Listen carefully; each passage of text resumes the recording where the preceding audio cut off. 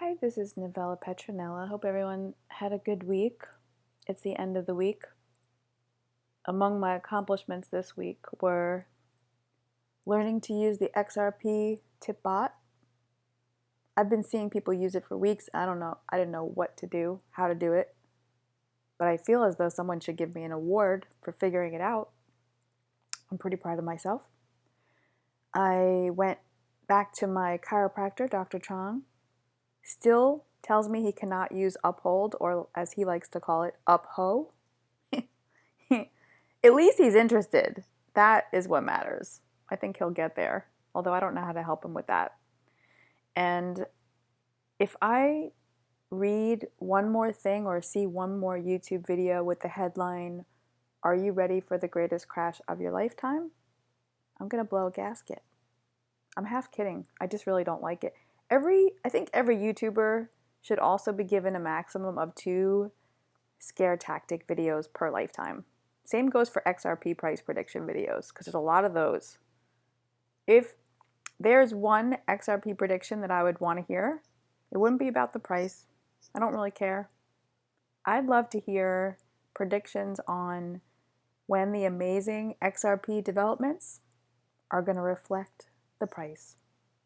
I don't understand regulation too well, but until that happens, no. Nope. It's just there's so many, and they put them in big block letters on the like the front page. I don't click on those because I don't believe them. But speaking of XRP, our favorite digital asset that gets so much shit it's not even funny, when the price finally does go crazy and it just goes colossal, just watch the reactions of the people that said they hated it. That's all I have to say about that. But hearing about one more thing that's going to go wrong in the economic world structure, we're full. Just find another topic. We get it. Everything's going to crash. And you should prepare, because things might come tumbling down really hard. But these predictions are from many of the same people who are invested in crypto and have no problem asking you to join their crypto clubs. Not free, by the way. Not hard to spot the eternal pessimists. Or they're just fear porning, which, guess what? Even in the worst wartime ever, not that I was ever in a war, but there are always positive people out there on the battlefield quilting blankets for the soldiers or saving wounded people, and with a big goddamn smile on their face. And none of them are ever saying things like, "Are you ready for more blood and destruction?" You know why? Because they're too busy distilling and distributing happiness to everybody. That's why. How about Annie Frank?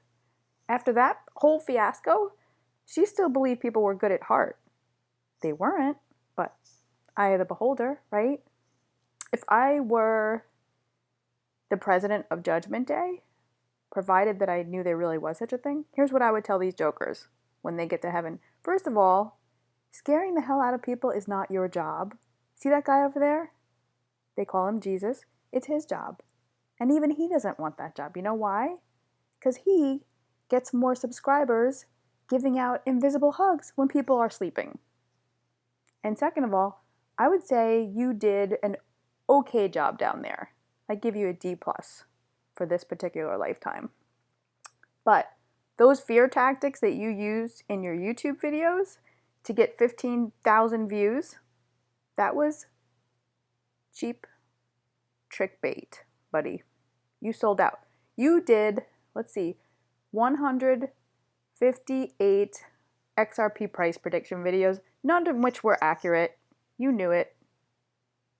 So use your innovation next time, please. It was a gift you were given, or you will get your ass yanked out of there early next time. And it won't be like you die peacefully in your sleep. We're going to put you in a fatal, like a prison fight or something worse. Just as soon as we think of something worse, like a huge Ferris wheel accident. That's what you'll get. I always thought it was really ridiculous when people would theorize about the afterlife or like Judgment Day or things like that. I was like, how would they know? Or especially like past lives. I thought that was really lame. That was like very California.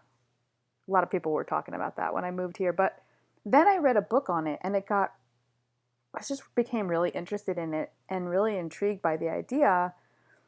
There was one author, what's his name? Raymond Moody, and there's another author, I can't remember his name right now, but he had recorded thousands of case studies of people that had reported past life experiences to him, and they were pretty much all saying the same things. Not like the bright light, but things like you have a choice of 3 bodies before going to your next life. You choose your family circumstances ahead of time, things like that. And I became so fascinated that I read every single book that I could find on it. And then I watched documentaries on it from like the 70s until today. And there were all these firsthand accounts of people who had lived in really interesting times, like 100 years ago or something, where they were soldiers on battlefields or like captains of ships, stuff like that. And some of them would talk about, they got stabbed in the arm or something, and then present day they would have birthmarks in that exact spot, for example.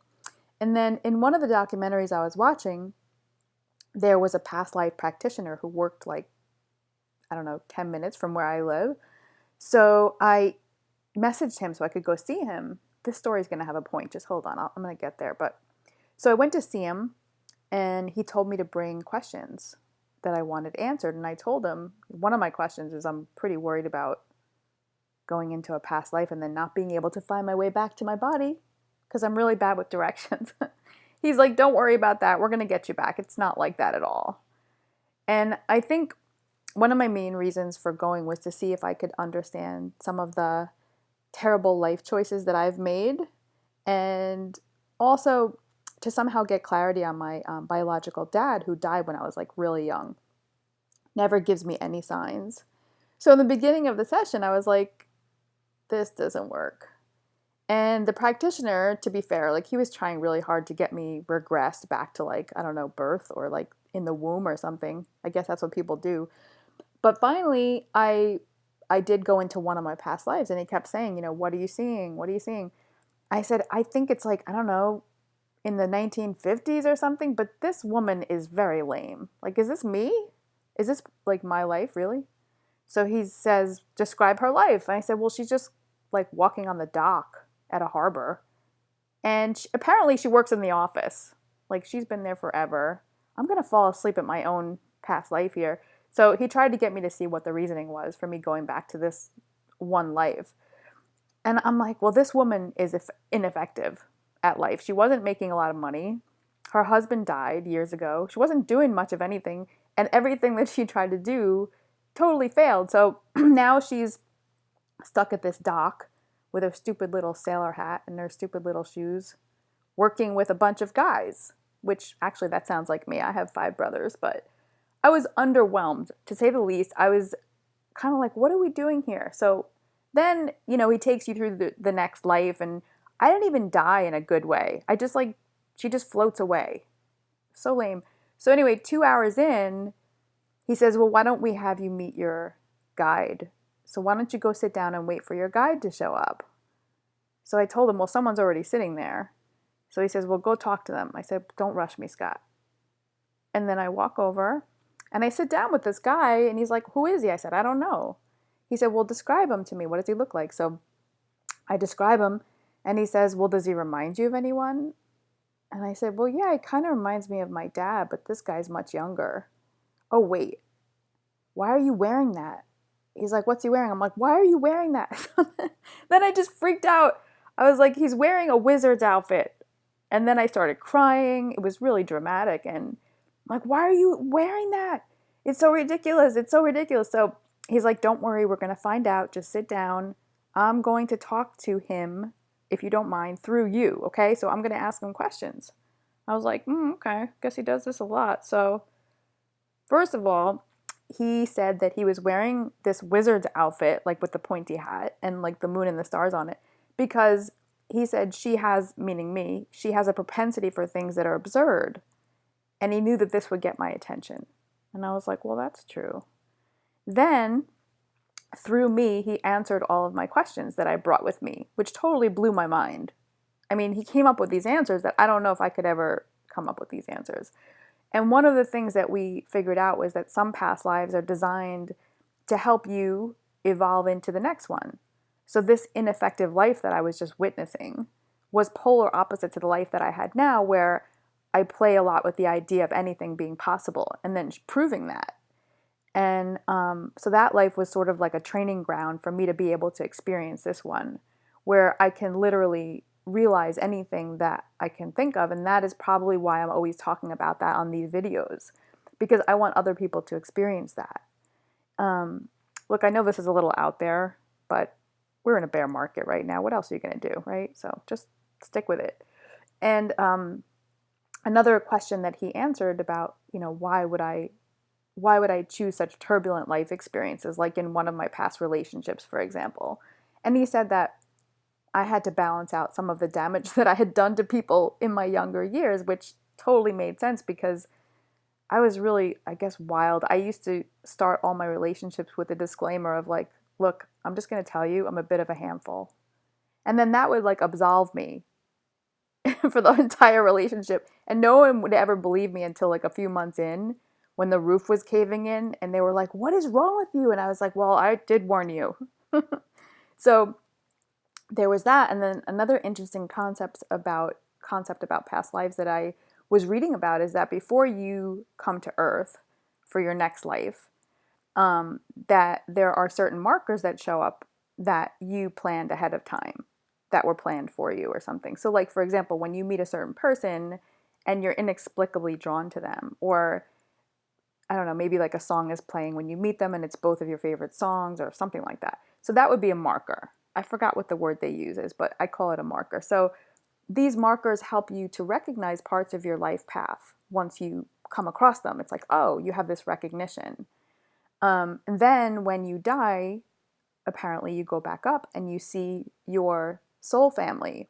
And your soul family is comprised of a group of, I don't know, maybe like 100, 150 people. And you travel through different lifetimes with them over and over. So in one lifetime, you have a wife that in another lifetime could turn out to be your son. So you just keep switching roles. And then when you see them again, when you go back up at your like life graduation and everyone claps because you did it and you're like, oh, it's you again. But every single time you come back down here, you forget, apparently. I'm not saying that anything here that I'm saying is true for you. It's just one theory that I find really interesting.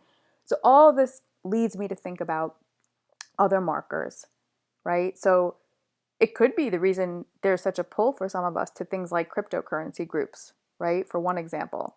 I mean, all of us could have just as easily ended up in some other group, like a book club or something. I don't know. But here we are in this one.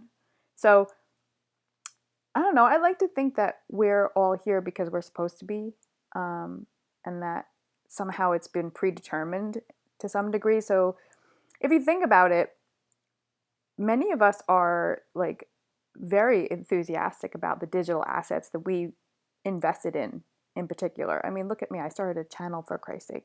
But what if it's true? What if this was mapped out, at least in part, ahead of time, right? Um, I think this is a pretty special and interesting community of people. Very intelligent, many very creative people, very analytical people, some really great thinkers.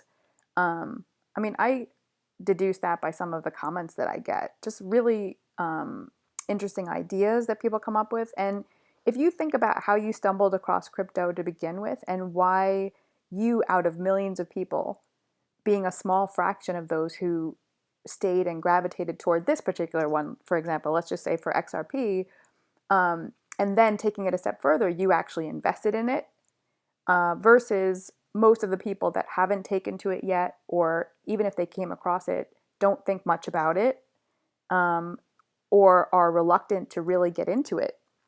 Have you ever thought about why that is? I mean, maybe you haven't. Anyway, so it's 32 cents right now, but for how long? I think we're going to see, obviously, or we wouldn't be here. One day the price is going to generate some very different topics of conversation. And I'm sure that I'll see some of you again, and again and again. Anyway, have a great weekend.